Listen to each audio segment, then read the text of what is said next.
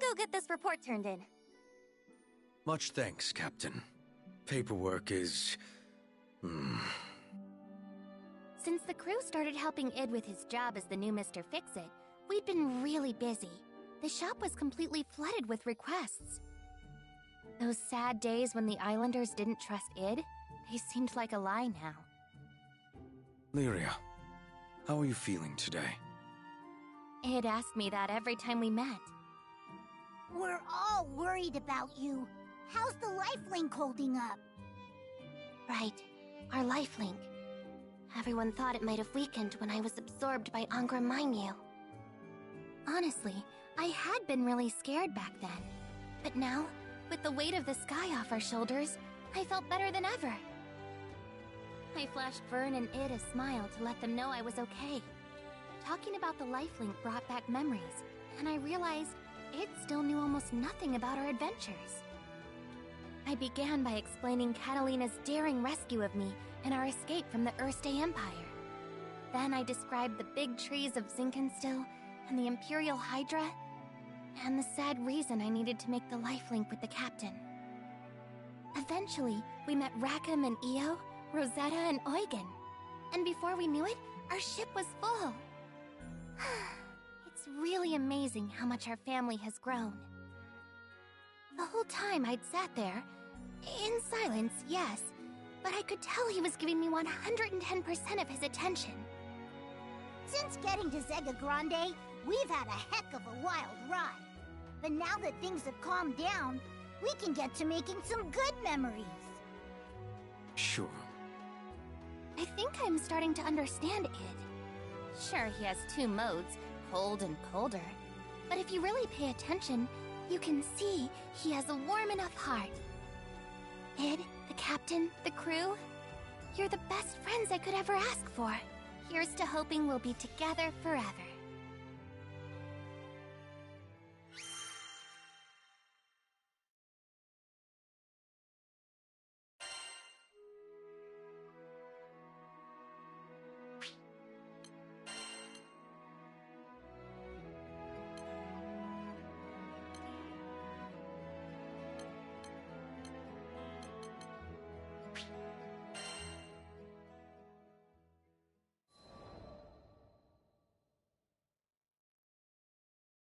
After some exciting paperwork, I returned to find Lyria and Vern taking Id on a walk down memory lane.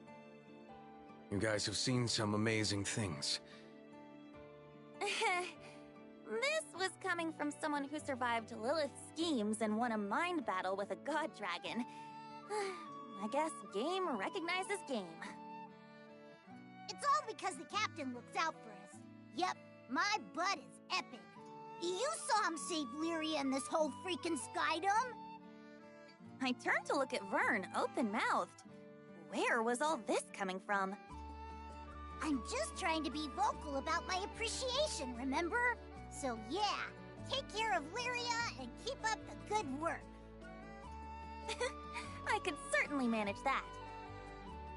Oh, just remembered, Sierra got us a whole bag of sweets as thanks for all our hard work. Lyria and Vern exchanged a glance so charged, I thought the air between them was going to burst into flames. You should have told us that first. Early dragon gets the grub. Hey, no fair. Come on, Vern, wait! And just like that, they were off. Foodies, right? Captain, you got a moment?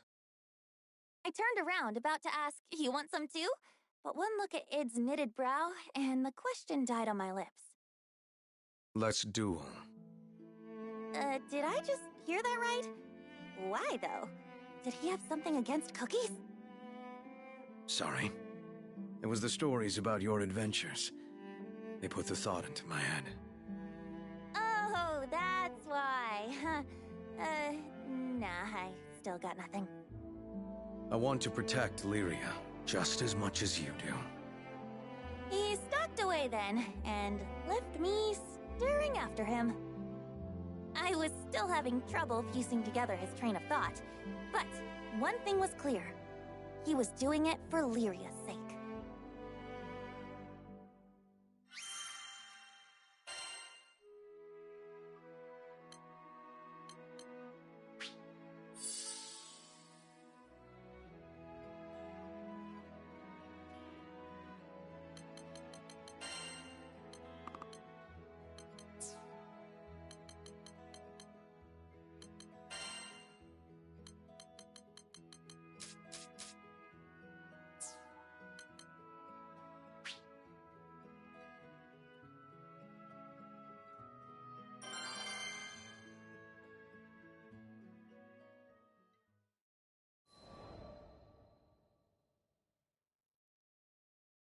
The duel was to take place at Hailwind Altar.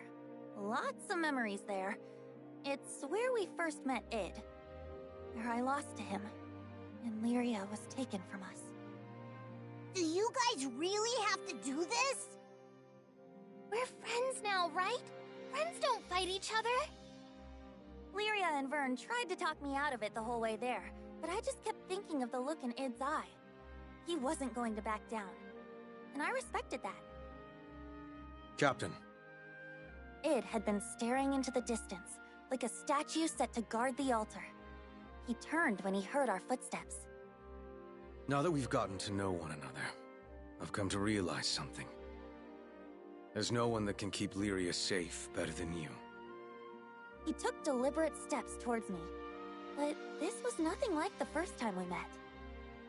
He'd been terrifying then, like a hydra closing in on its prey. But now, there was something softer about the light in his eyes. You could tell he was there to help. You're the real thing. A hero. You didn't just save Lyria, you saved the skies. And I thought, maybe if we crossed blades again, I'd learn something. Something that would help me be more like you. Id. I finally got it. Id and I. There was still a part of us that couldn't tear away from that fateful day at Hailwind Altar. When Id had been a bad guy, and I'd been too weak to protect Lyria. But things were different now. And this fight was going to prove it. I'm not losing this time. I'd be disappointed if you did. I drew my sword and took the first step forward.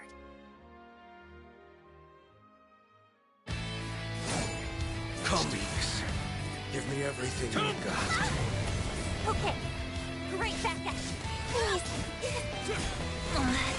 Nice hit.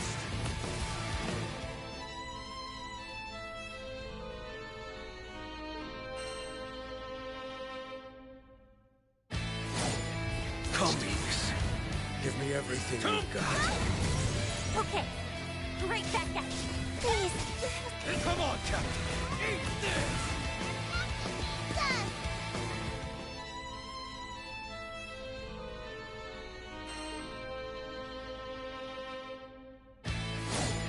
Come, Beaks. Give me everything you've got. Okay, right back at you. Keep on. Please, just promise me you two will be careful. Faster.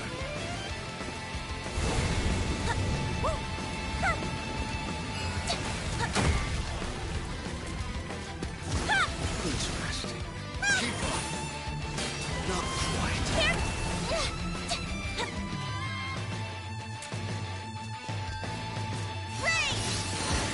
Come. Panacea! Come. Yes! Come. Come. Watch out!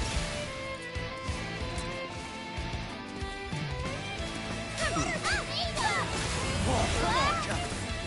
You're supposed to protect Lyria like that. I'm not out yet! You can do it!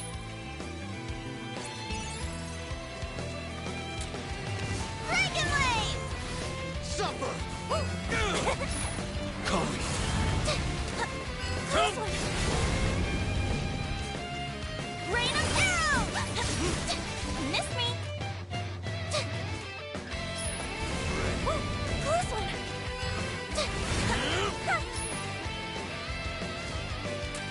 Supper.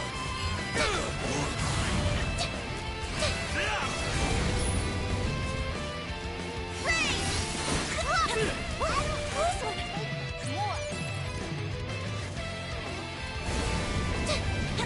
Miss me!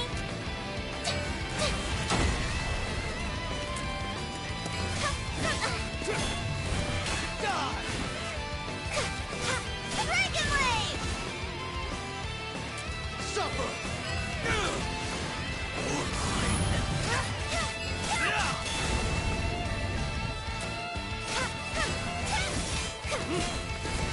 Eat this. Away!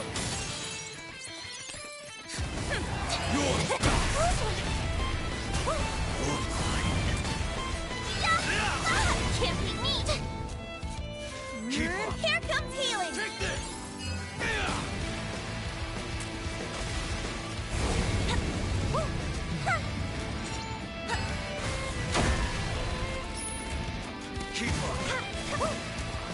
Take this!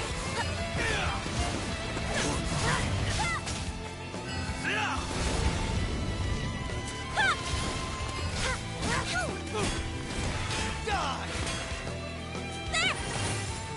Isn't that keeper?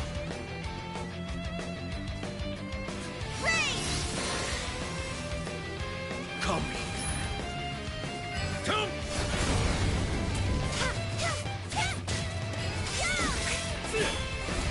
Eat this! We already knew this, but it's pretty much unstoppable. We'll see about that. I believe in the blood. Show 'em how much you powered up. Miss me? I've grown too. Panacea! Take this! Watch out!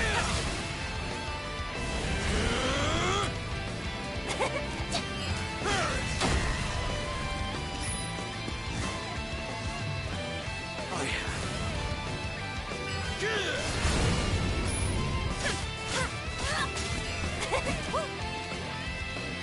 Keep up. Faster.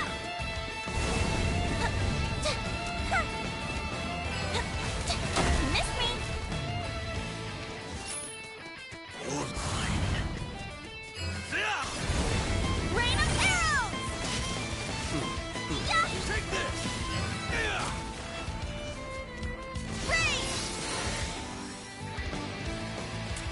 Keep up. Come. Come!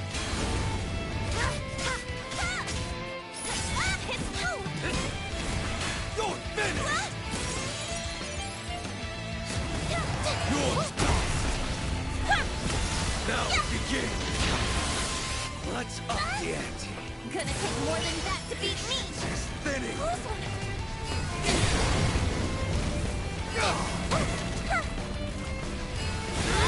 You won't Not quite. escape me!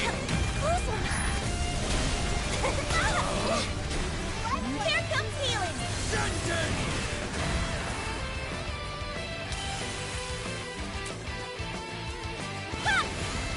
Heads up!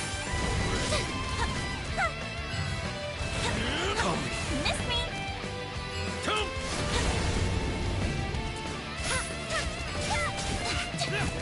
Close one! Faster! Oh yeah!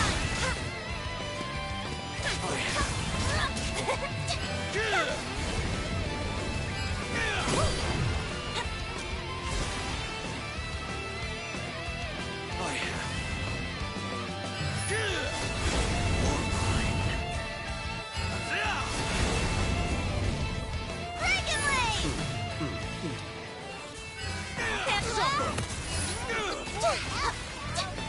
Here comes healing! Come here! Come! I don't hold back! Close one! Come!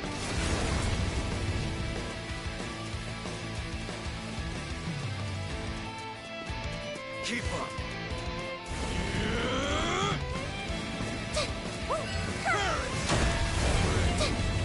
Close one!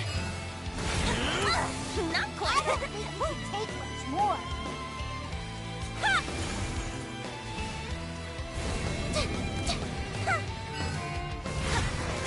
Close one!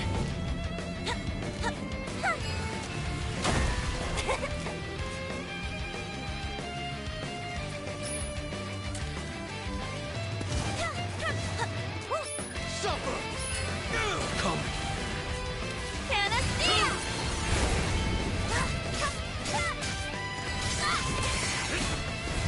Die! Faster!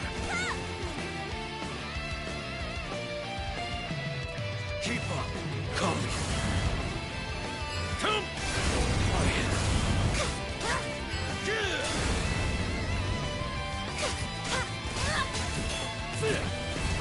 You're finished! What one of you? Faster! You're mine! Take this! Miss Come! me? Come!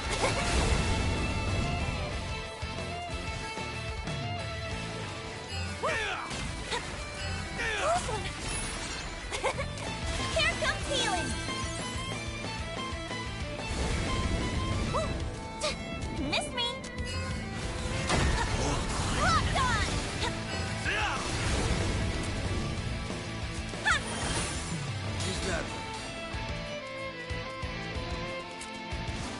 Keep up.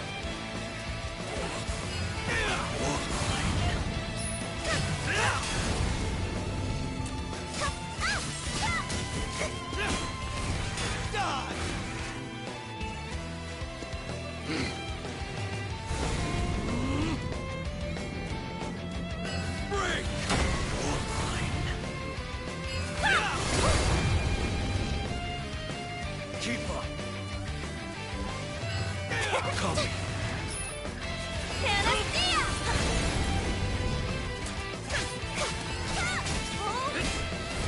You're finished! Dragon Blade!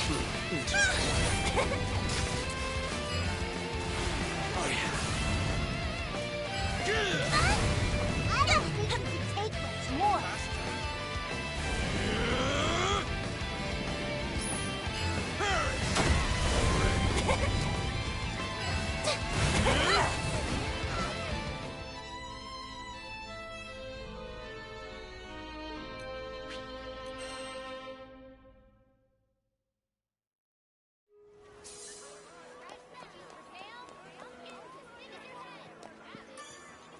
Good day. Which will it be?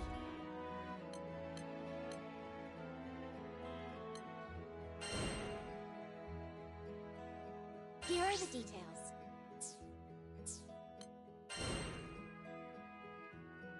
Will you take this one? We're counting on you.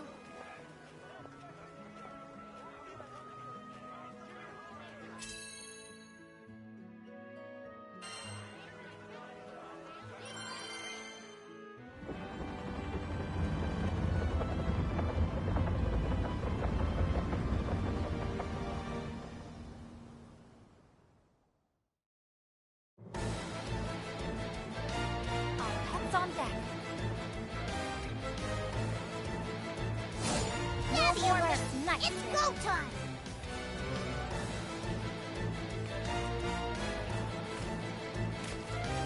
We'll handle them. Get him, Pikachu! Fine, Pete. Can we take 5? Then just keep coming, or we'll show them who's boss. Now that's one way down, but looks like they're still horrible. Don't hold back. I'm not liking the look of this, but don't let it intimidate ya. What do you think? Come here. Take that. I'm not liking the look of this, but don't let it intimidate ya.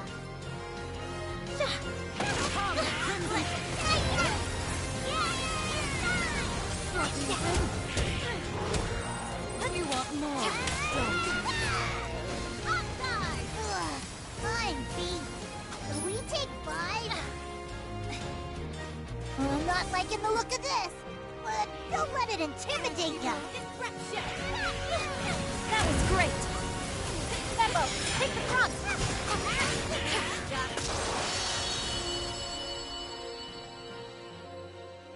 And I think that's everything. You were awesome out there.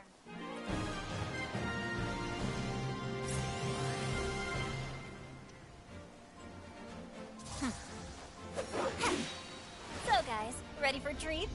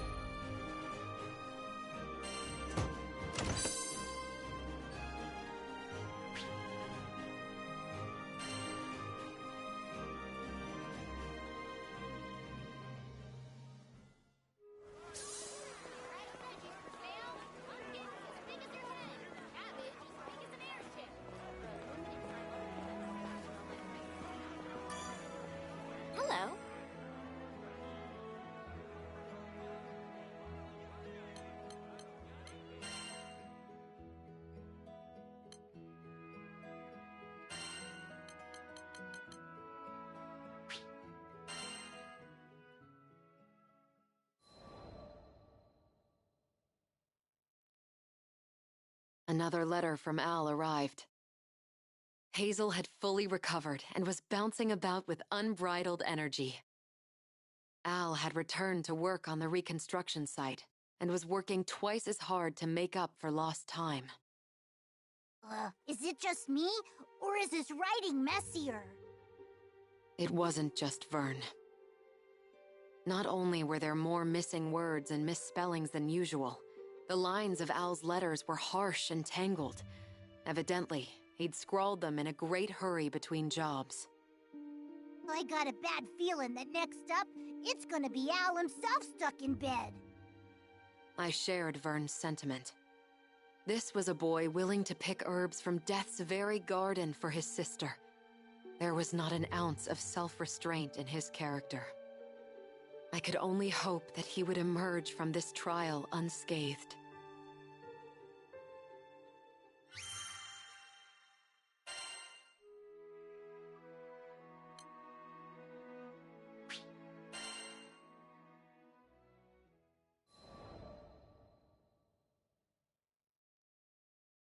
Reading Al's third letter made my head buzz and my hands go numb. Help! Hazel got sick again. Doctor says you don't know what's happened. The medicine we made don't work no more. What do we do? It struck me that I, a Skyfarer they had only met once, was all the help these children had left to turn to. Adelina, I'm worried about Hazel. Lyria, who had been reading over my shoulder, looked as pale as death, and I thought I heard the fierce thudding of her heart. Let's head back to Folka, quickly. We learned not long afterwards that the captain, who at times seemed to command a sixth sense, had already asked Rackham to set course for the city. Al, Hazel, don't lose hope. Help is on the way.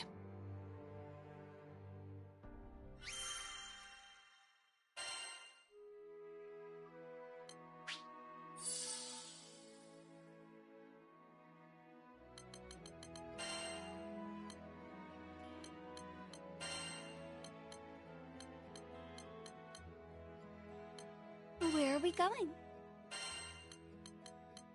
Need a pro, eh?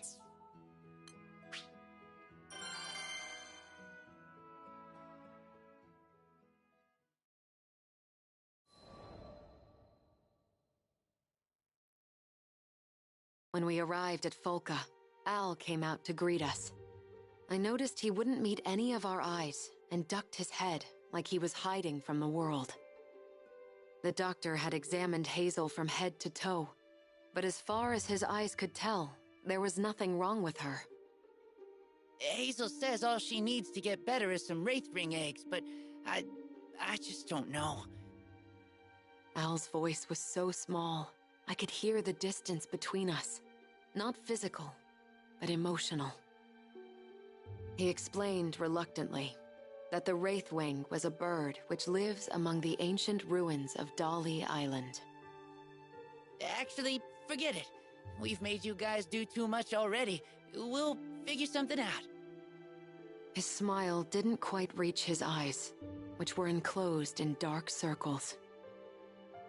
The reconstruction effort must have been hounding him, and he was apparently not its only victim. Hazel had fallen ill around when Al began overexerting himself. I think I see what's going on here. Gently pushing aside Al's objections, we left to search for a Wraithwing nest. The task ahead, though dangerous, was for brother as much as it was for sister.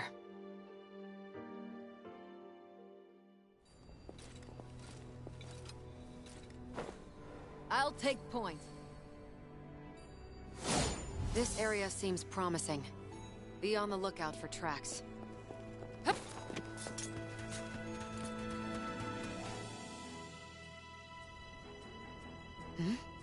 This is quite a rare find. We'd better add it to our provisions.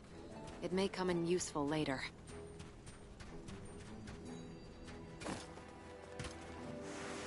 What's this? This cargo's sure been roughed up. Large talon marks and scattered feathers. The culprit is probably a Wraithwing. Let's see if it's left any other tracks.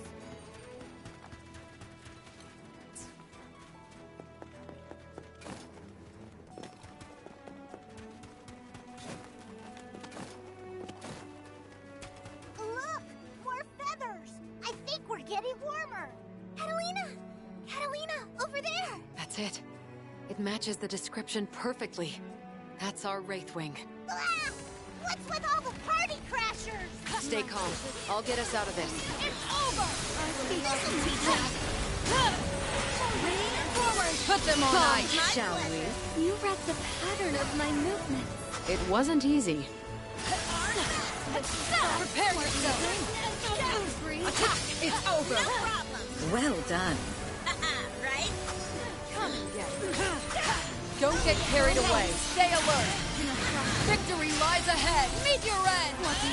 They're open. I'm right behind you. You measure up to your mastery. I'm not yet worthy to be called a master. One fell blow. Try this.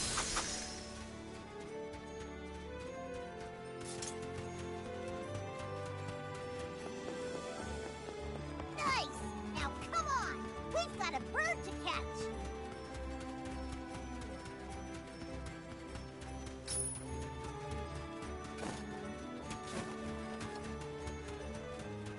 These stupid monsters don't quit!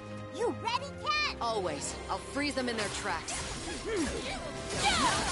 Don't overdo it. I must admit, that primal eating spear of yours frightens me. But don't worry, it's never going to point in your direction. Here. What do you think? Follow me. Okay, Take this. if you insist. I love when a plan comes together. Yes, we are a force. One fell blow. I don't think you can take this war! The roses shall protect you. Come. Did you move? Like one of these!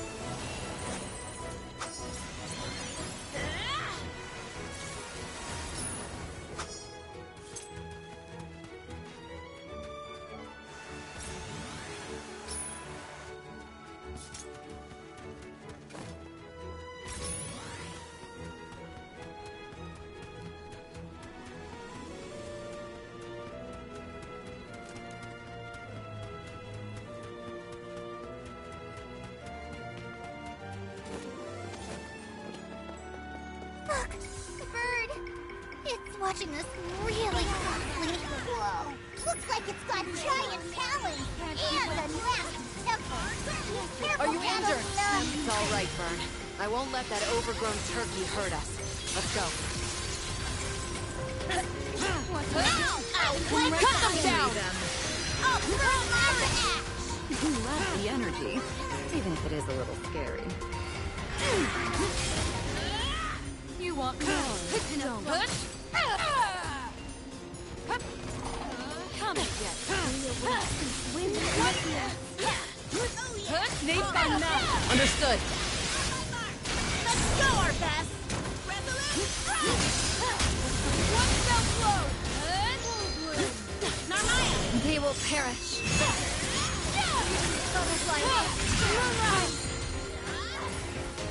Catalina! I'll end them. Fall now! Crested Peak! Rosetta, I'm here to help. Summon Rose! Shine as one! Prominent flare! Of course, it's trying to defend its nest. No wonder it's so desperate. Don't get carried away.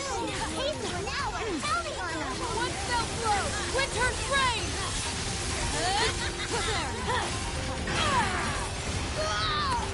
Close call. Come, Crimson Thorn! Come and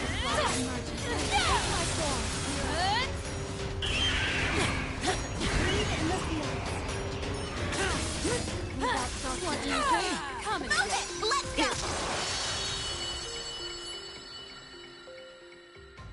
All right! Take that, you big chicken! Now we just need to search the nest and collect the eggs. I can't help feeling guilty, though. We're so sorry, Miss Wraithwing. We promise we won't take more than we need.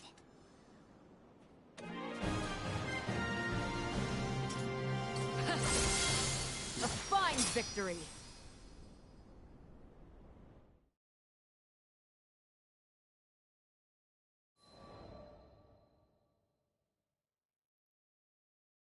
I took our prize to the dining hall. But weighing on me was the thought that Hazel had likely told Al a white lie. It's said that one bite of a Wraithwing egg sends waves of energy coursing through your body. I guess that she wanted the meal not for herself, but for her exhausted brother. I'm so sorry. My suspicions were confirmed when I returned from the canteen to find Hazel apologizing to the crew. Catalina, we need to tell you something. I cut Al off. I knew speaking the words would hurt him. It was better that he didn't give sound and substance to unnecessary guilt. I don't know what's troubling you, but you have to eat. It's the only way the two of you will get better. Food and comfort. That was all I could afford them.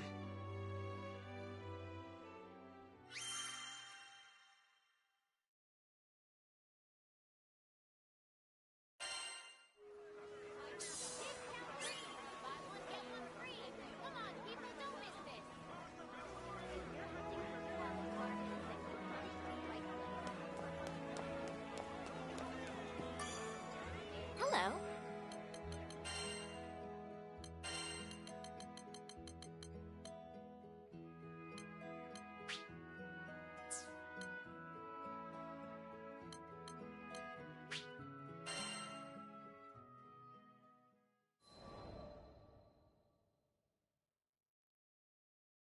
Back at the dining hall, plates of Wraithwing egg omelet were lined up on a table, wafting forth irresistible aroma. Is that really for us? At my nod, Al dug in. Ow! Oh, burnt my tongue. But, so good. I love it! Muffled voices caught my attention, and I looked out the window to see a gathering crowd. Though I had only collected a basket of the famed eggs, it seemed that was enough to feed the whole city. Hey, Al. Heard from your sister. Sorry, I should have noticed you were working yourself to the bone. A man who seemed to be in charge of reconstruction efforts came to our table. Gently, he explained that he had only now been made aware of Al's failing health. He vowed to encourage the workers to rest, so no one would overexert themselves ever again. Al, you okay, bud? You don't look so good. Vern, who had been flitting carefree through the air, came to a sudden stop. I smiled at his concern, which was well-meaning but misplaced. Al was going to be fine now. It was time for a celebration, and I had the perfect surprise planned. Their reactions are going to be priceless.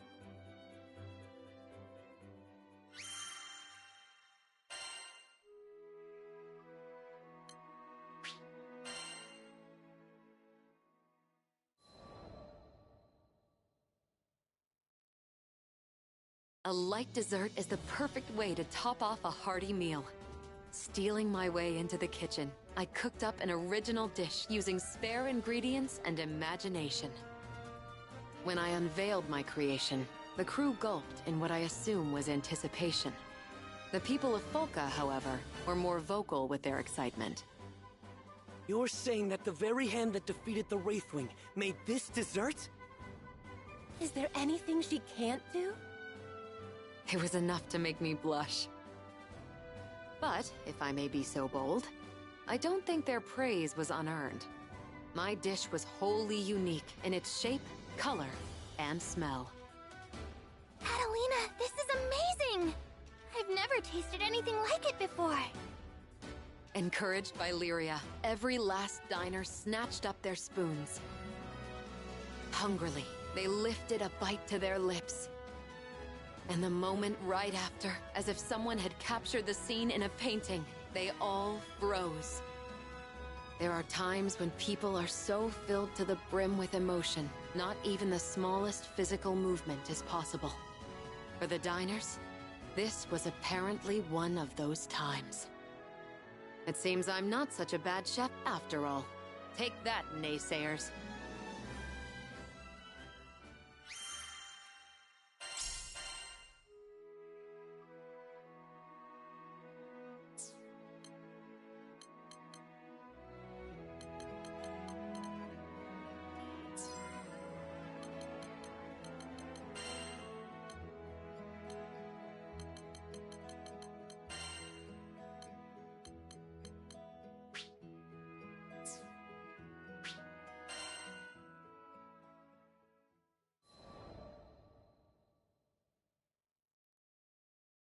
Before I could share this revelation, there was something else I needed to discuss with the crew.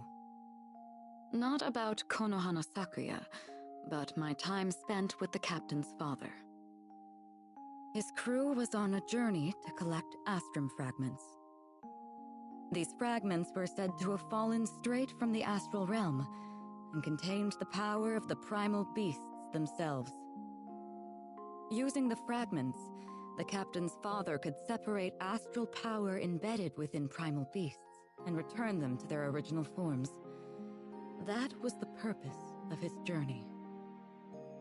His was a mission of liberation, to free so-called deities and legends who were tethered to the sky realm.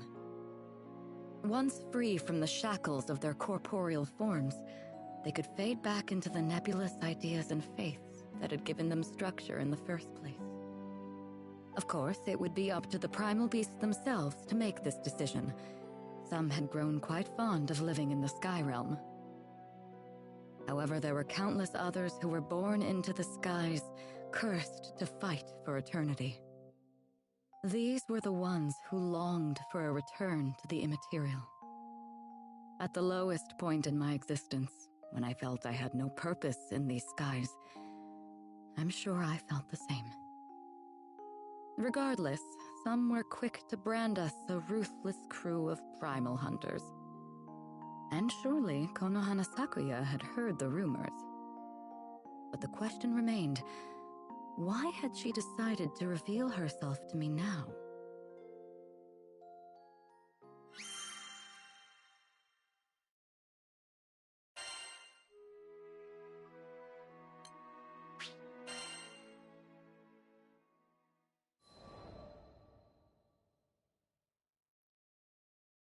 Unfortunately, simply knowing the identity of the girl would not solve the problem of her many phantom appearances. So, is this, Kahuna Yakuza? You think she's the one causing the monsters to come out? Unlikely. I've never met her in person, but I don't think she and the ominous forms are connected in the slightest. Yo, got some new intel on the girl. You're still, working the case, right? The family Zafba had been continuing to search for clues in the background, and thankfully, their search bore fruit. In one of the areas where the ghostly girl was sighted, a bystander had found an ancient book. Broke my brain trying to read the dumb thing, but you're smart and pretty smart and, well, yeah. Oh, poor boy couldn't even get his words straight. Thank you. You're quite the gentleman. No, I'm not. I'm a badass. Anyway, I should get going. He had barely placed the book in my hands before scurrying off.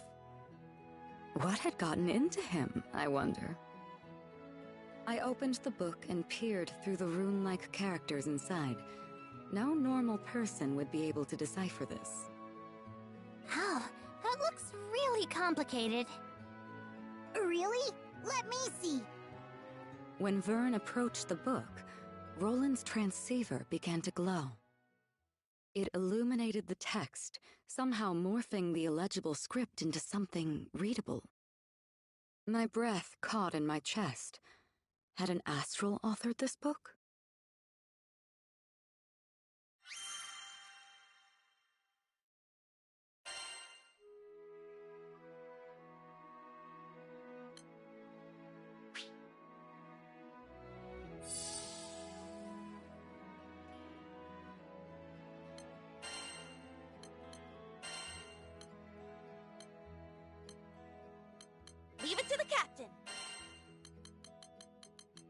couldn't cut it without me, could you?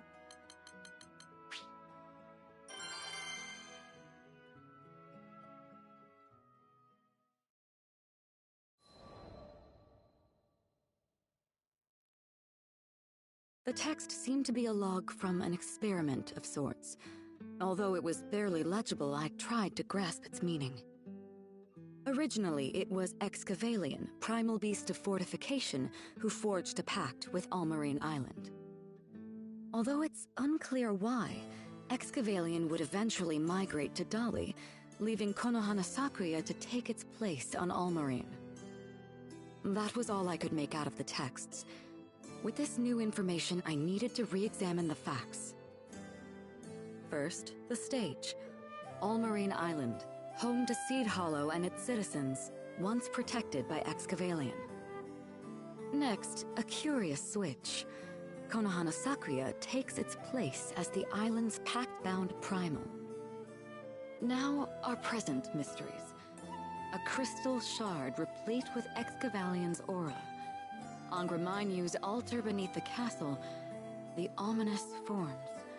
And finally, Konohana Sakuya's curious reappearance. Think, Rosetta. Was the shard left behind by Excavalion? Did it serve a purpose in protecting the island? It was possible that Avia's invasion of Seed Hollow destroyed this mechanism, causing the primal to reveal herself in defense. Now that I think about it, the ghost rumors started to pop up only after that crystal beneath the castle was destroyed. So, it was all connected. There's no time to explain, but more ominous forms will appear if we don't repair this island's defense system. Where could we find another fortifying crystal? How about Dolly? That's where Excavalion lives now, right? Maybe it's got a spare lying around. Indeed. If we were to find a solution to our problems, it would be buried beneath those churning sands. If I'm not mistaken, we should come across a guardian crystal not too far from here.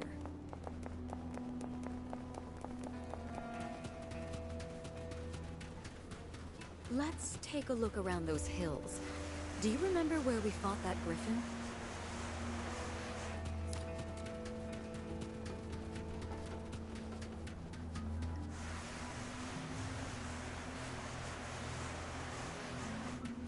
Oh, oops. Didn't mean to wake you. Mind letting us pass through? You called them. I guess that's me. Color me impressed. Hear that, Fuji? You're such a good boy.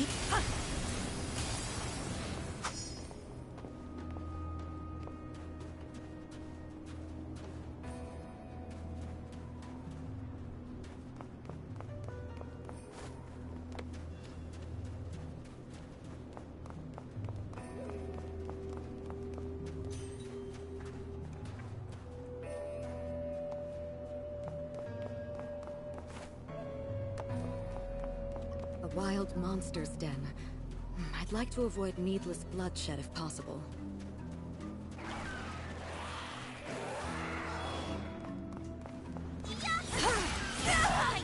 Very well. Do your best, people. Can't keep up how luscious.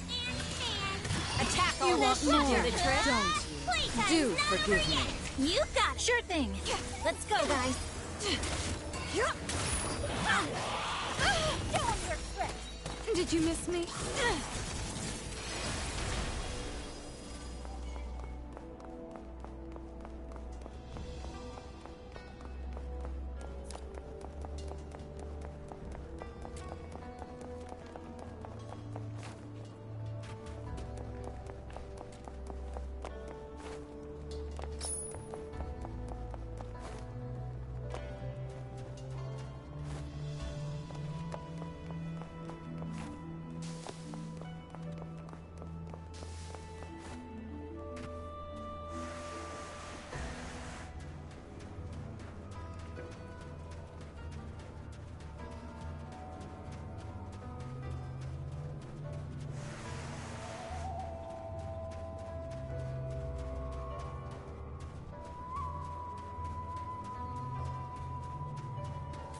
Gavallion.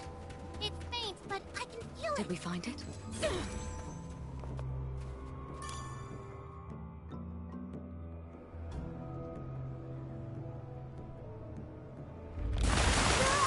A cobra! It must Take have them been all waiting to on. strike! It seems words won't work here. Get ready, everyone. She'll be right there! You know what to do. Come and get me.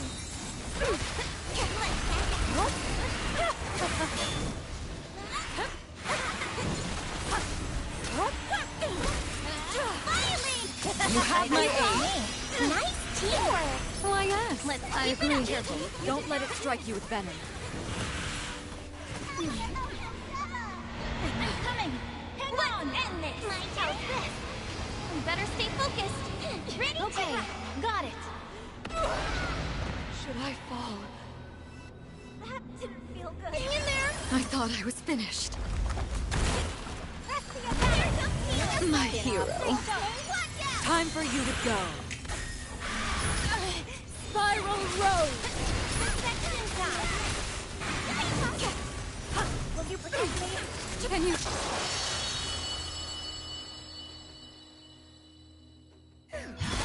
Now then, where were we? I don't think you can take much more. Oh, we did it. Let's take this crystal back to Seed Hollow.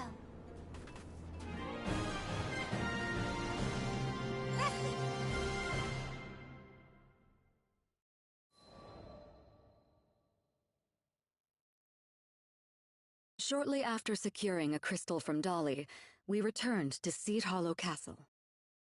We installed the new crystal beneath the castle, causing a pale green light to illuminate the area. It was the familiar aura of hallowed ground, sure to repel any lingering ominous forms. It's too bad we couldn't meet her. Konohana Sakuya. The mystery had been solved on nearly all fronts. I'd be lying if I said I was completely satisfied, however. After all was said and done, I still didn't get the opportunity to clear the air with her.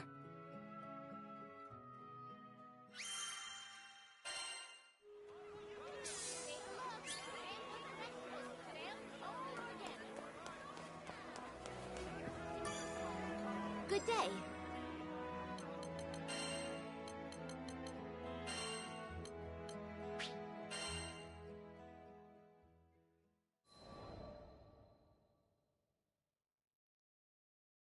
Peace returned to Seed Hollow, and it was soon back to the usual hustle and bustle. I informed the frightened repairman of the girl's true identity, the primeval god of Seed Hollow. A primeval god? Holy macaroni! That's a spicy nugget of news. How do you manage to stay so charming and informed? A lady never reveals her secrets. It's a little sad that you couldn't meet Konohana Sakuya. I know you wanted to apologize to her. I knew, somewhere deep down, that talking with her wouldn't bring back all the journeys I had with the captain's father. However, seeing all the blooming flowers across the city, it almost felt as if she was acknowledging me anyway. I may well have imagined it, but call it something of a mutual understanding between distant sisters.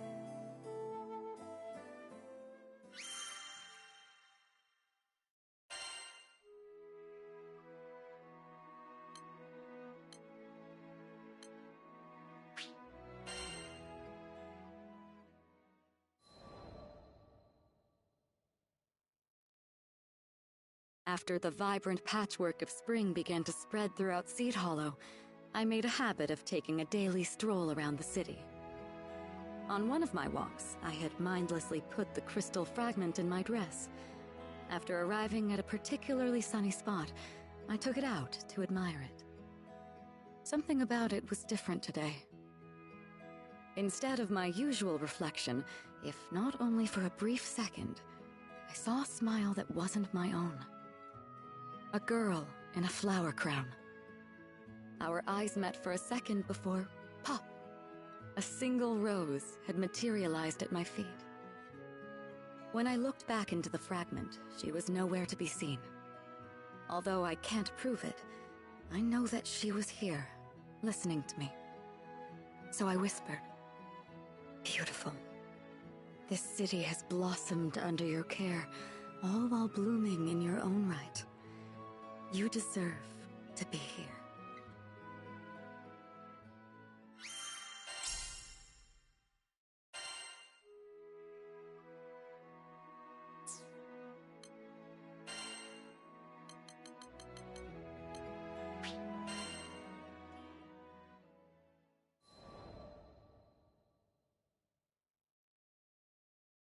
A few days later, Sir Soupstock asked me to meet with him again.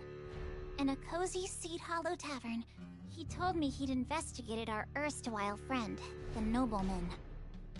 It seemed the scoundrel was now prancing about the city, spreading lies and slander about the family Zothba. Sir Soupstock hoped to make his own rounds and mend what damage he could. But, fearing yet another ambush from Avia, he hoped I would accompany him as his guard. His own staff, infuriated by the nobleman's dastardly doings, were foaming at the mouth and mad for a fight.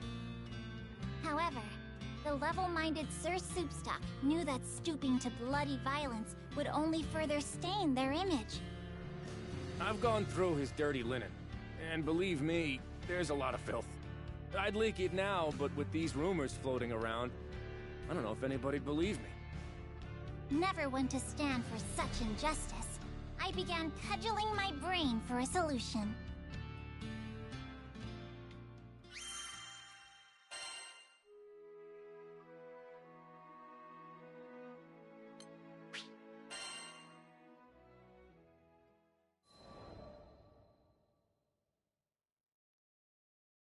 We began to meet with people in the street, contradicting the libel and restoring faith in the family Zothba.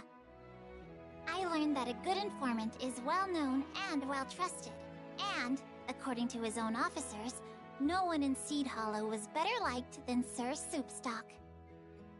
Though his mannerisms savored, admittedly, of a brute, at his core he was as sweet and pure as any lily. It was little wonder the denizens of Seed Hollow were fond of him. As we exchanged more words and tidbits of information, a picture began to form of the nobleman's intentions. He was not acting, it seemed, solely from a place of vengeance. The churl desired to build his own network of informants, using the remnants of the Church of Avia. Furthermore, in his lust for wealth, he was terrorizing the good people of Copper Square and compelling services from them. Thus, the family Zothba, who kept peace in the district, was to him a bother and a nuisance. It was likely he craved their banishment. Now, fully apprised of the situation, Sir Soupstock told me of his intention to once again meet face to face with the crafty villain.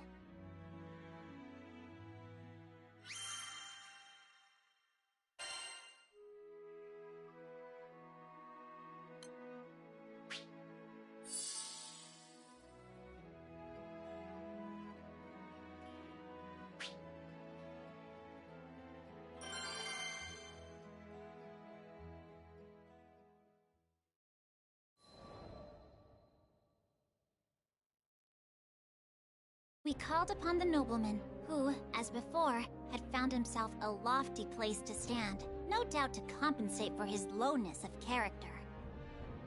Sir Soupstock stepped bravely forth and spoke thus. Listen, punk.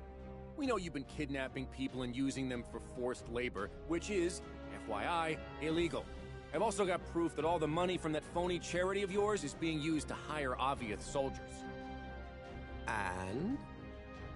The nobleman showed no sign of discomposure. Not one hair on his well-groomed head stirred. And yet, Sir Soupstock, bless his valiant soul, refused to back down. Once this information gets out, you can kiss your fancy-ass titles goodbye. Oh, but it's not going to get out. You see, that's why I've threaded together my lovely little network. Those rumors I circulated? Merely the opening act. I've got the soldiers now, and come next week, It's curtains for the family Zoth. The nobleman showed his teeth in a glacial grin. You want all-out war? But why? Sir Soupstock stared back, fuming. Well, I suppose there's no harm in revealing my master plan here. Dead men tell no tales and all that. In the nobleman's eyes, coins from his charity were trickling toward a worthy cause, the subjugation of Copper Square.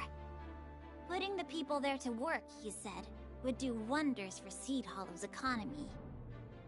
Can't you see? I'm taking rubbish and forming it into something useful. You and all you Zoth but toadies are standing in the way of progress!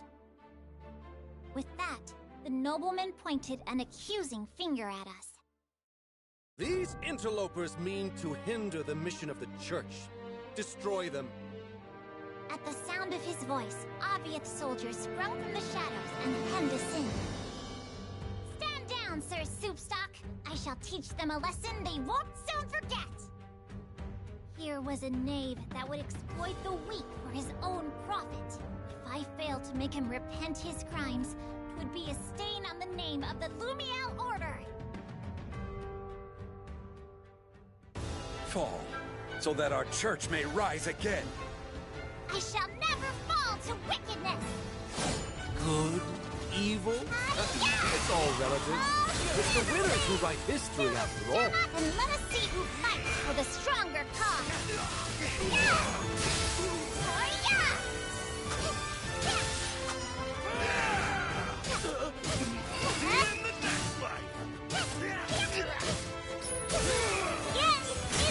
Tenacious little flea, I'll give you that. But this time, I brought my most ruthless warrior. Violence and fear. Do you want this to be your legacy? At least I will have a legacy.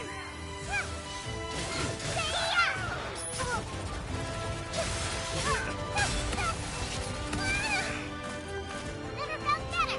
No, never win.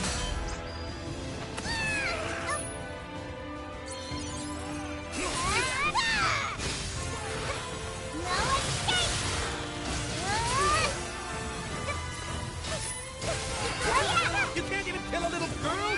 Fools! Worthless things! How dare you speak to your comrades like that? You're the only king here.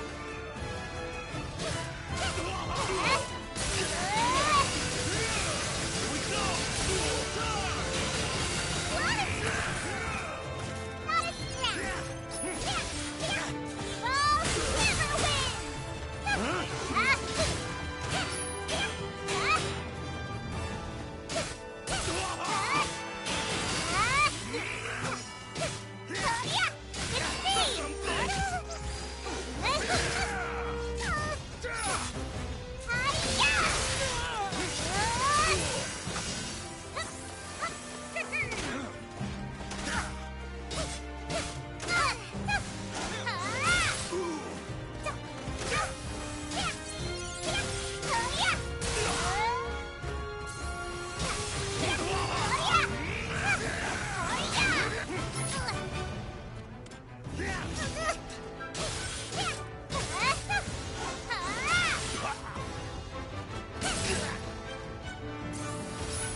All units advance! Destroy them! Destroy them! Soon, you shall see that justice always prevails! It's now or never! Never felt better! Got you! Shall not yield!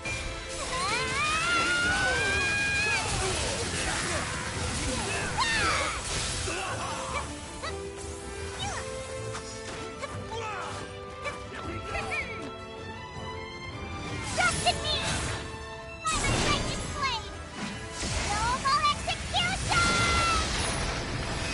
Raise your horn! I'll never win! By my might!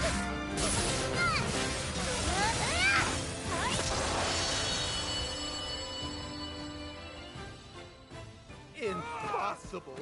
How were all those soldiers defeated by a single girl? Fortune favors the fruit! virtuous. Fortune favors the righteous.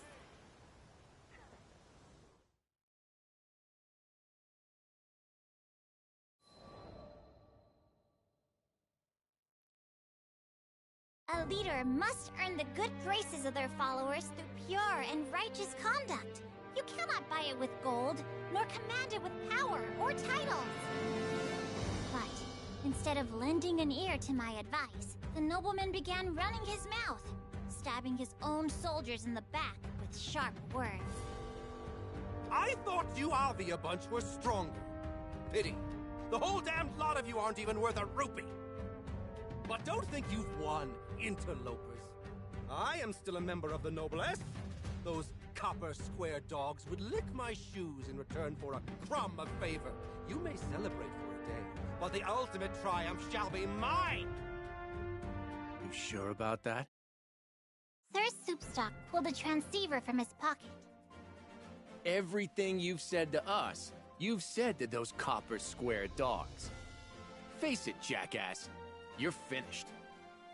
Voices of censure and indignation began to spill from the transceiver. As Sir Soupstock turned a dial, they magnified, filling all the air with rage. It can't be. Here and there, amongst the heated words, were cries of exultation and praise for the family Zappa. Thus, overcome by a raging sea of noise, the nobleman bowed his proud head and fell to his knees.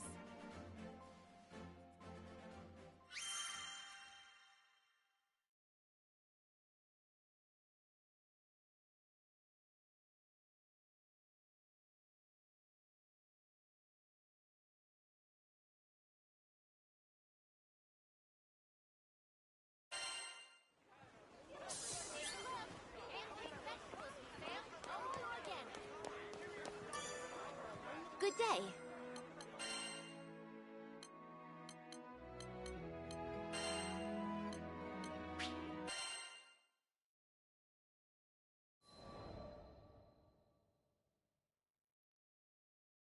Sir Soupstock and his staff expressed great admiration for my swordplay.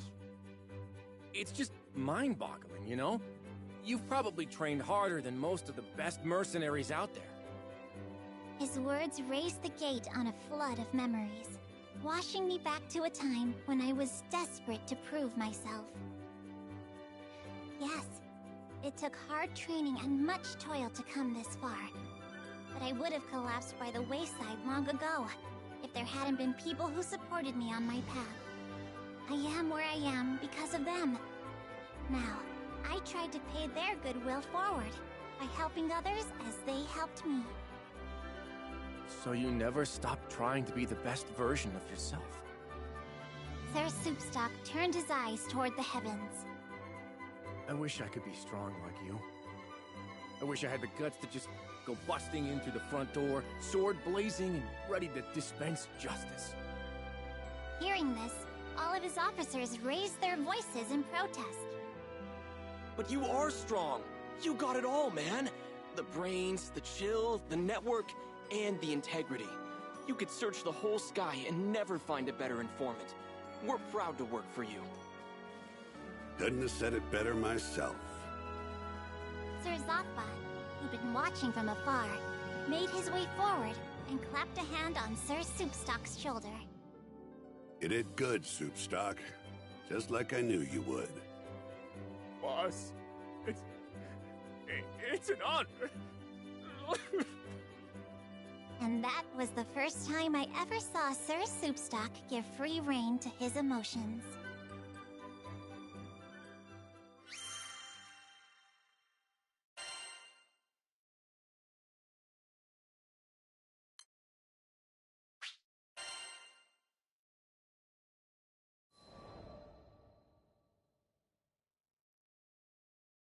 When I visited Seed Hollow sometime later, I heard at the Knick-Knack Shack a certain rumor.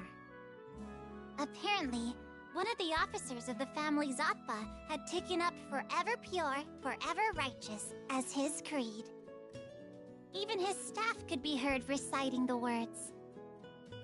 The Justice Soup Gang, led by Mr. Mohawk, has been getting a lot of missions lately. And the family Zafa stocks are on the rise. Their soup stock, that is. I glanced about me and saw only faces as bright as the sun. And I knew in my heart that the warmth of those smiles did not derive from Lady Sierra Carte's rather pitiable jest.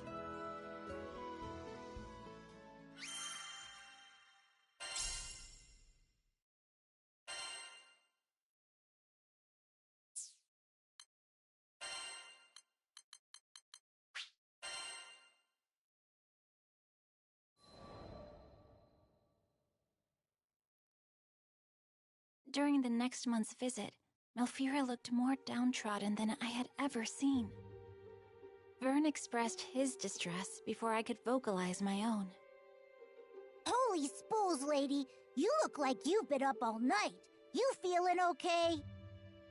Malfira meekly raised her head, barely affording him a grin. My love, he didn't come back to me. It took me a moment to find a response. I'm sure... I bet he'll find a way to return next month. She had already been waiting an eternity for him. What comfort were my words? And yet, she still found the strength to smile. I hope so. I'm so tired of moping around like this. It's getting harder to stay positive, but I'll find a way, for his sake. That man... You know, he's so absent-minded, he probably mixed up the date on his ticket. Malfira unrolled the blanket across her lap, checking the backing of her stitching. I've poured a lot of love into this design. I hope he likes it. As she vacillated from melancholy to forced cheer, and back again, I had to bite my lip for fear my thoughts would spill out.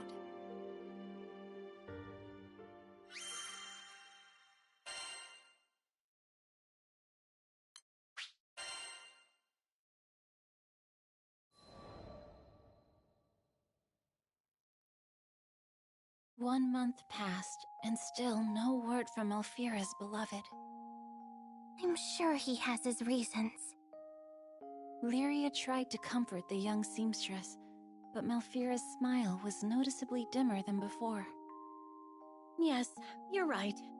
He's not one to take risks or push himself too far. There's nothing to worry about, I'm sure. Her words sounded strained, like she was trying to convince herself. I thought I knew what was happening, but I couldn't bring myself to acknowledge it. Not yet. We were all stuck in awkward silence, so I changed the subject. How did you two meet? It was in this very plaza. He was a bookworm, so he came here to do his reading. I was out catching some sun myself when he found the courage to sit next to me. I turned to greet him and he shoved a book on embroidery in my face. Not the greatest first impression, huh? Energy returned to her movements. Color returned to her smile. So what did you do?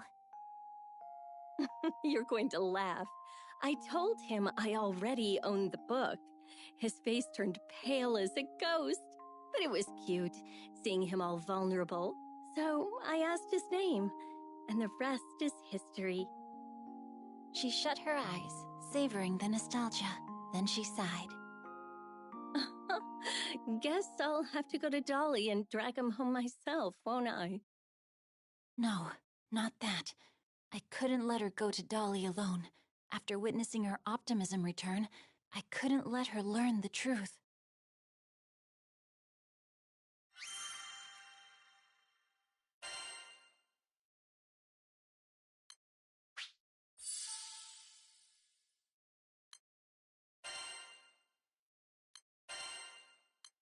Ready to go! Lead the way.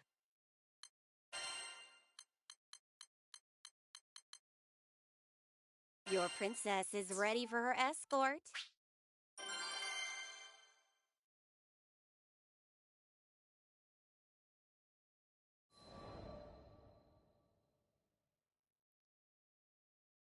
No, you should stay here.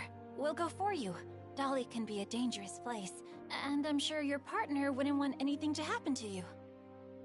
I hoped that logic would be enough. Dolly? Dangerous? But so many people live there. But if a skyfaring crew is offering their services, who am I to deny professionals?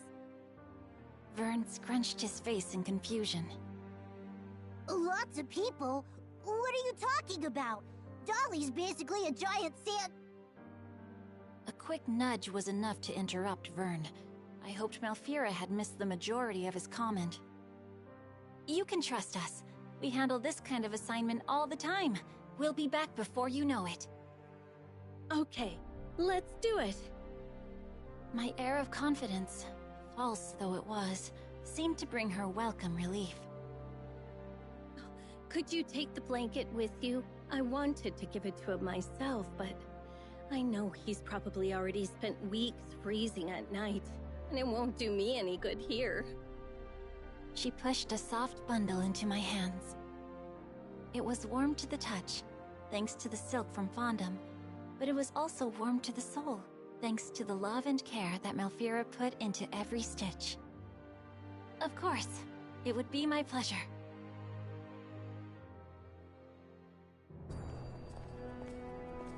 All pets on deck. According to Malfira's map, the excavation was near the central ruins. You sure you want to trust that dusty old thing? Point taken. But we can at least get a sense for the lay of the land. Now let's go.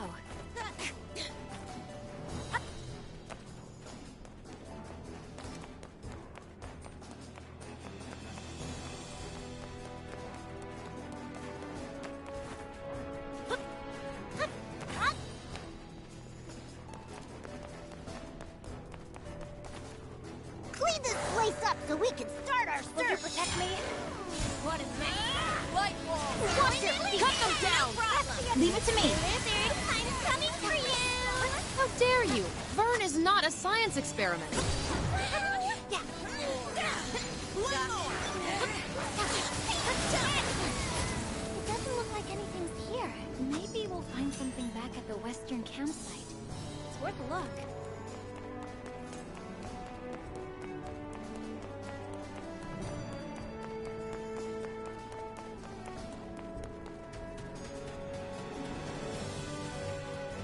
Do these guys get paid to fight us or what? I hate making this I'm starting to get restless. Come on, let's hurry.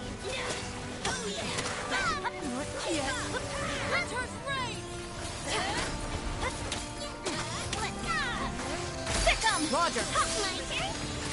You're stupendous, Cagliostro. Everyone else is too predictable.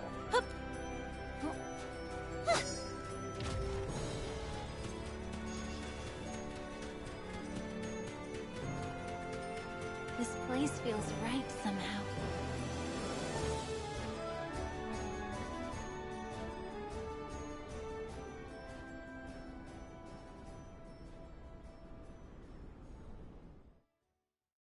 I think I saw someone over there! Let's go!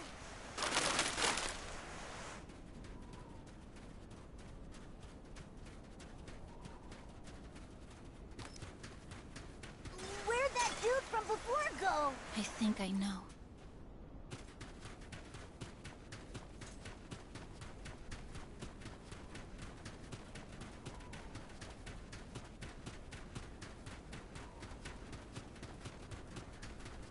No, it can't be. I'm afraid so. He's no longer with us, but we've at least found his resting place. That's some comfort.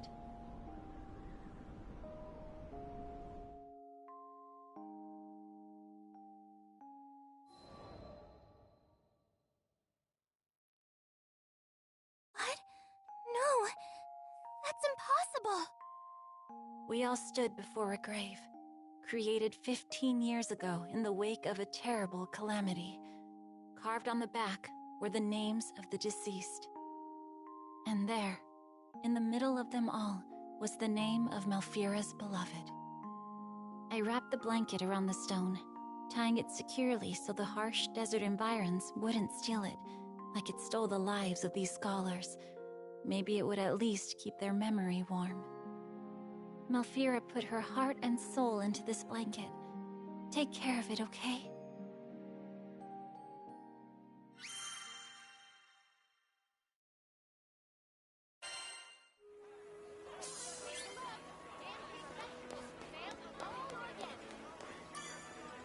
Need something?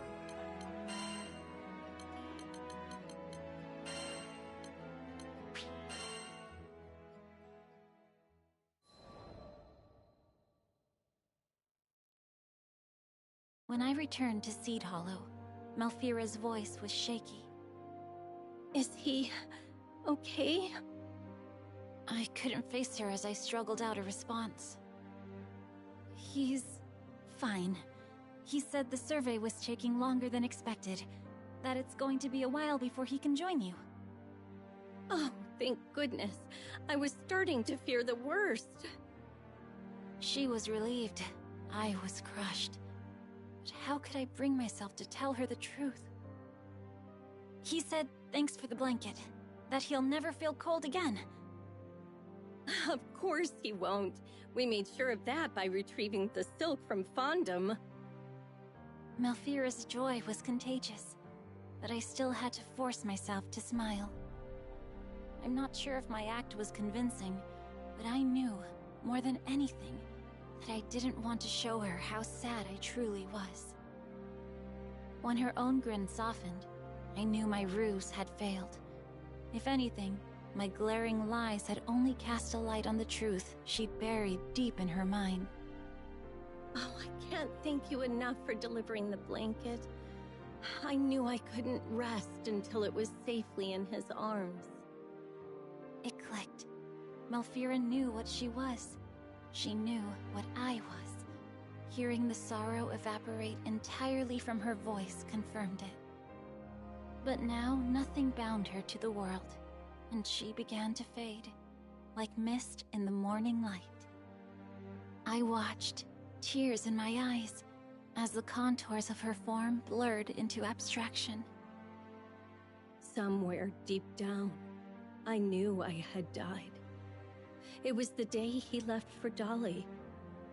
I'm not sure what happened, but I just had to wait for him, hoping he would come sit next to me one more time. I've held on to that hope for what seems like an eternity. Malfira, I'm sorry. I feel like I lied to you. Oh, hush now. I bent the truth too, didn't I? I was glad for your company. Happy to have someone to chat with. Malfira brought her hands to her chest and looked up to the infinite blue stretching above us. Do you think he liked the blanket? Do you think he's warm now? He was overjoyed. You found the best thread, stitched away in the sun, and poured your love into it. How could he not be? She smiled her last to me, more genuine and placid than ever before. Before we went to Dolly, I wanted to confirm my suspicions about Malfira. I checked with an airship engineer about airbuses to the desert. Dolly? No line has been out that way for about 15 years now, on account of what happened and all. He explained that the last ship to Dolly was filled with scholars and their families, leaving on a journey from which they'd never return. But 15 years. She'd been waiting 15 years to deliver her gift. I knew her isolation. I wouldn't let her wait any longer.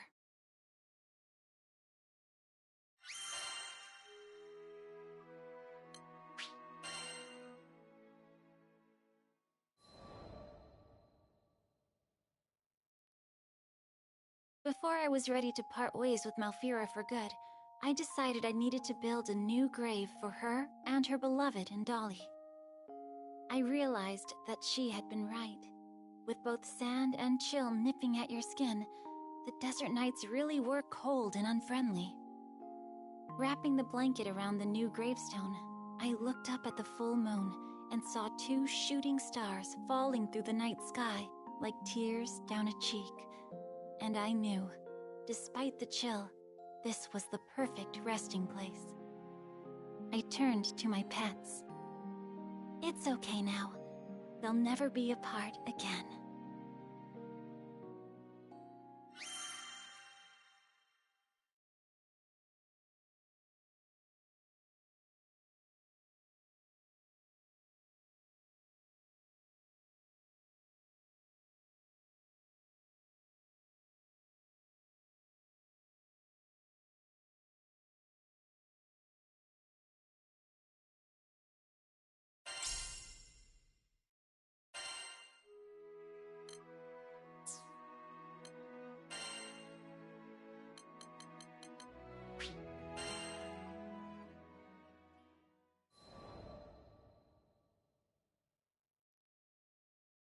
On days without work, I would meditate on the deck of the Grand Cipher. One day, the voice of Vern broke through my meditations. I don't know. She looks pretty wound up. Wouldn't she usually have dozed off by now? I'm telling ya, something's going on. He was livelier than ever. Perfect.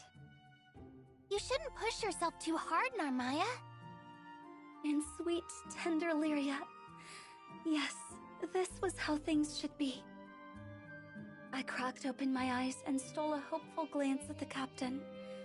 But on that kind face, I could read only worry and distress. I wanted nothing more than to comfort my darling. No, I was acting for their sakes.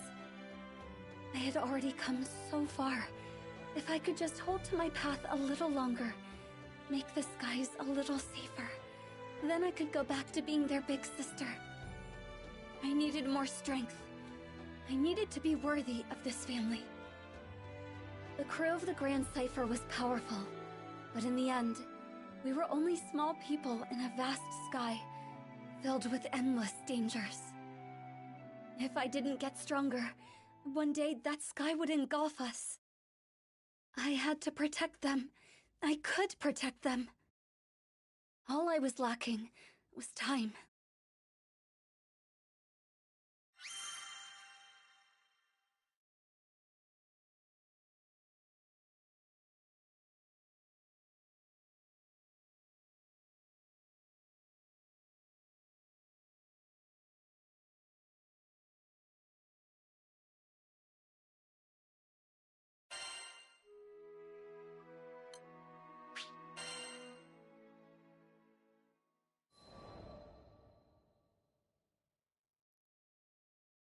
I couldn't believe it.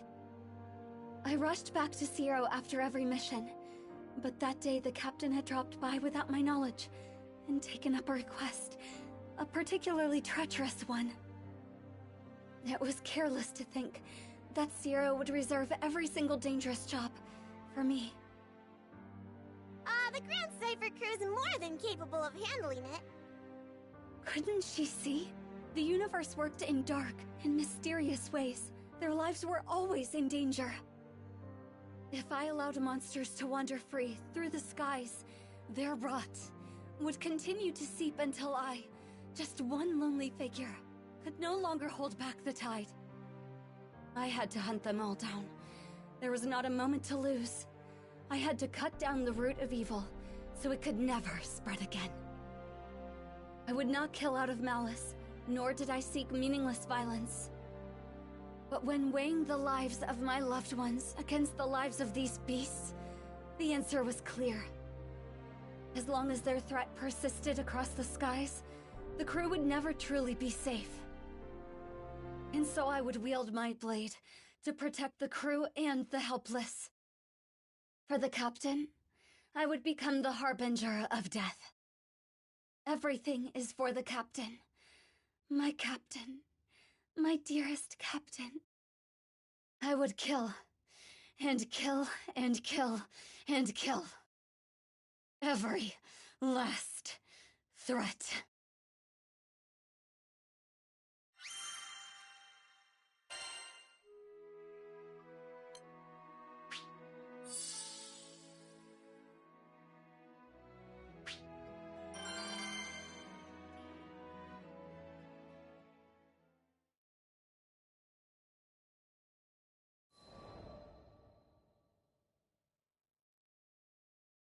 I found the largest known monster's den in this skydom, and began my hunt. Die. For the sake of the skies, and my captain. My blade cut through flesh and bone. Again. Again. Again and again. And soon, time lost all meaning. How long was I there? Perhaps 3, or even 4 days. My grip went numb, my vision blurred, my body grew heavy. But I couldn't stop. Not here. With these hands, I would deliver my loved ones. Even if it meant steeping them in blood.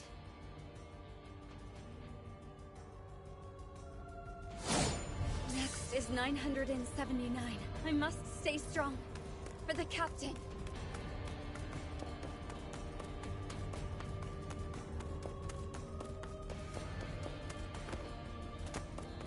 I must destroy every threat. Wind in the fields. Dance of the blue. Pass away!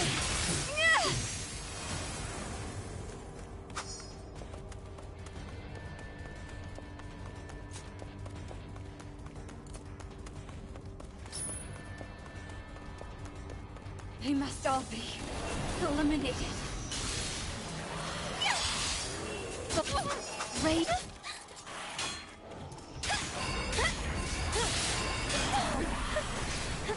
Again.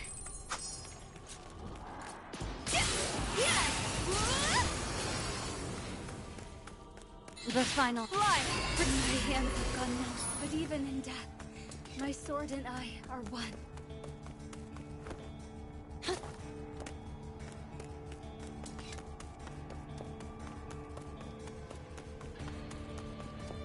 Out of my sight.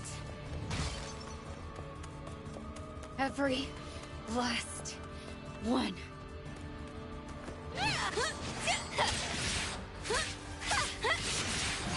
Float. Not yet. Wind in the fields. Evanescence. Once more.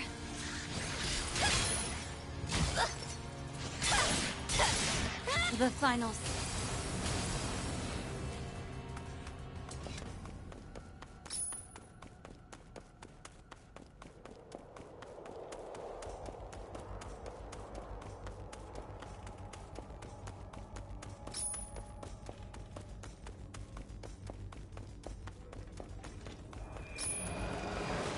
In a flash.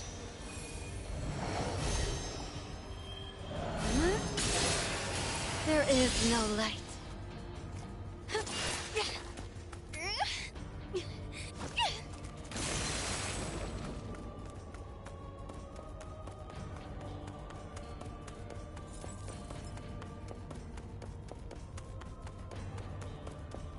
To see me is to see death. Like the dawn life is a dawn flight.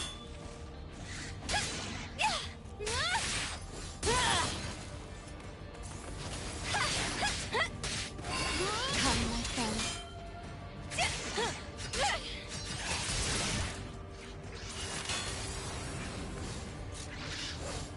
Foam on the sea. Yeah.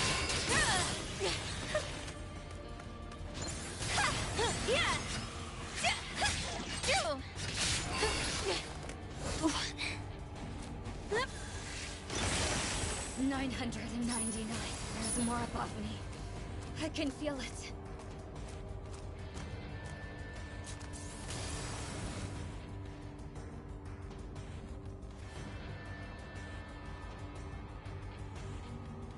Here.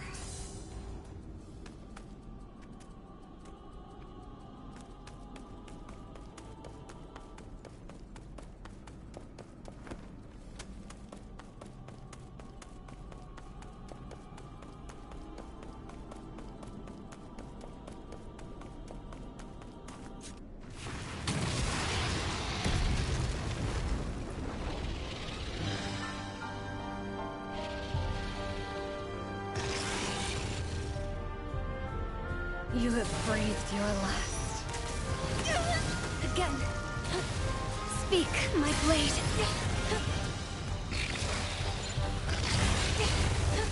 Without darkness. Once more.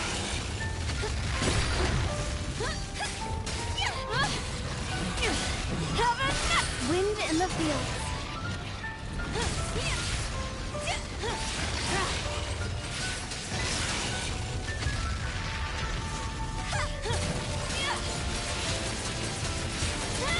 Float. Fly. Rain on the hill. Again. Letter. Dawn flies. Breathe letters like the dawn. They've gone mad.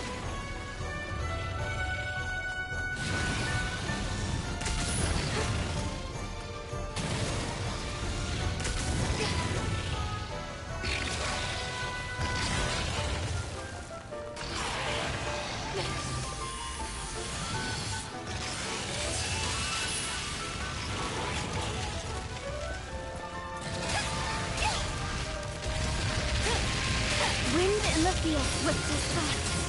Certain as in a flash.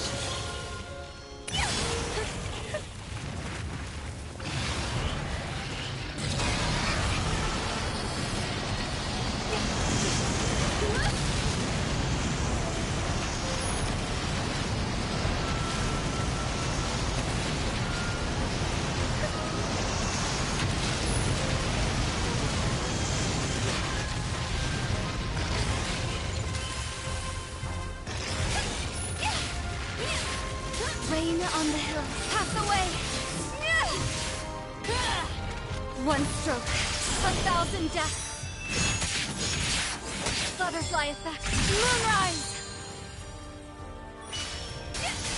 Go!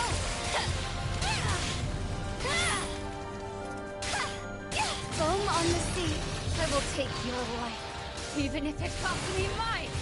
Let Fly! Life as Dawnfly stands. The final.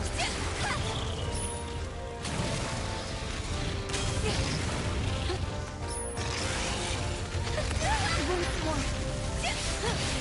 Like the dawn. We must protect the captain.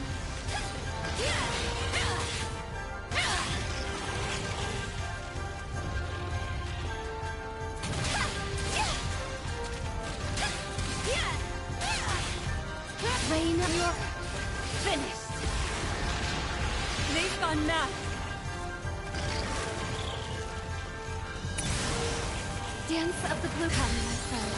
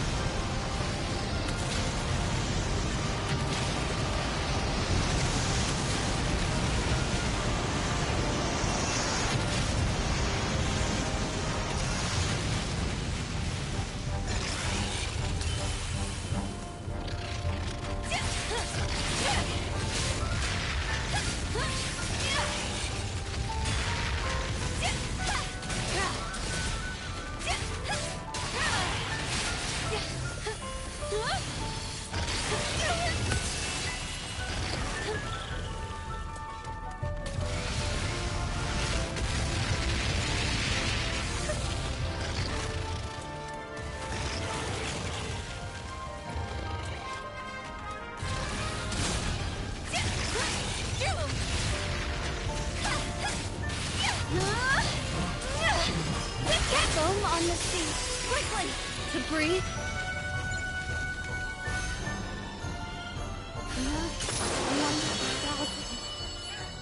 I finally did it.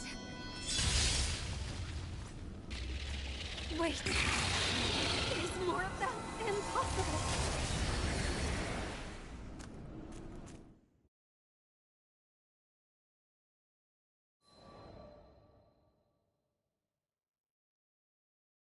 My body had reached its limit. I had managed to fend off countless hordes of monsters, but more kept creeping from the shadows. I summoned the last of my strength for one final swing.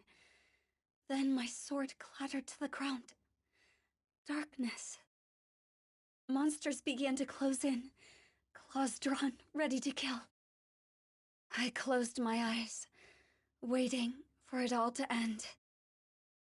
But before my mind could fade into darkness, I was roused by a brilliant flash.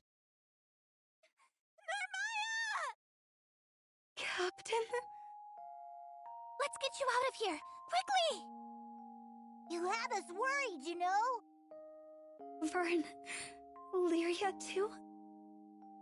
The captain took my hand, but I couldn't leave yet. I had to finish the job. Narmaya, I'm so sorry we didn't notice what you were going through sooner. My heart plunged. I should have been the one apologizing. I was the one who failed. Gently, I tried to withdraw my fingers from the captain's. We heard it all from Sierra. Can't believe she's been giving you all the hard jobs. You were doing it to protect us, right? I parted my lips. They needed to understand that it wasn't Sierra's fault, that I brought this all on myself. But my arid throat could not push out a voice. After a moment of silence, the captain pressed down on my hand. Narmaya, I want to protect those closest to me, same as you. So if something's on your mind, don't keep it to yourself. We're here for you. And just like that, I was overcome with the emotions I had tried so hard to suppress. How could I have been so blind? Not a single one of us could protect the crew. But that's okay, because all of us could protect each other. The whole is greater than its parts. The captain's grip was firm and led me blinking into the sunlight. There, I saw worry etched into the faces of the crew. I realized that, by putting myself in harm's way, I hurt those who cared for me. Those who loved me, those I wanted to spend my days with, now and forever. But the course I had been following could only lead to isolation. The captain still hadn't let go of my hand, though the grip of those calloused fingers was firm. I felt a gentle kindness in their warmth.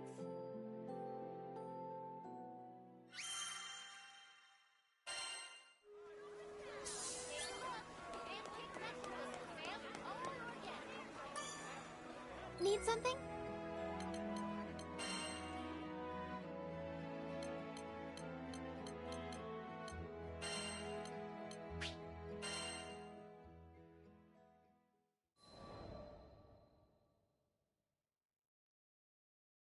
Captain, are you hungry? I'd be more than happy to feed you, or maybe you'd like a nap. I always thought I had to be strong for my loved ones, never truly realizing they were my strength. We supported each other. We lessened the burden of sorrow and shared the light of joy. Lyria, you've got a bit of cream on your cheek. Here, let me wipe it off for you. Oh, thank you, Narmaya. I'm glad Butterfly Girl's back to normal. But is it just me, or is she laying it on even thicker than usual? Vern was adorable, trying to play the part of the tough dragon. However, as I took him into my arms, I thought, he shouldn't have to put on an act around me. After all, we're family, aren't we?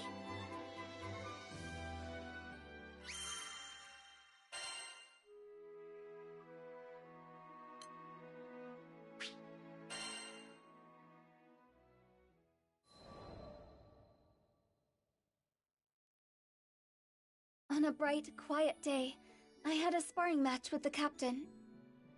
I once locked myself away from the world in the pursuit of strength, training in solitude.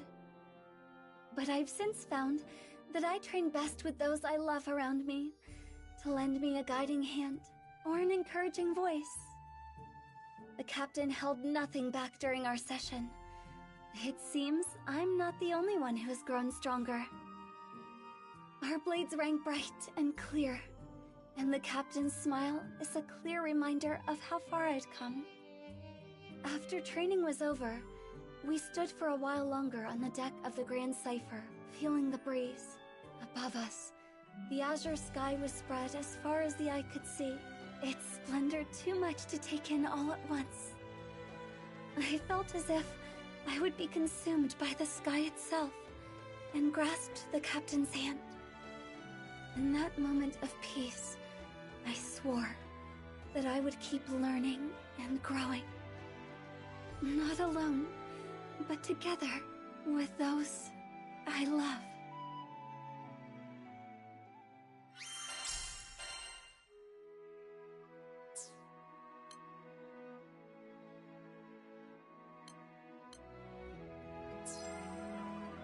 Please come again.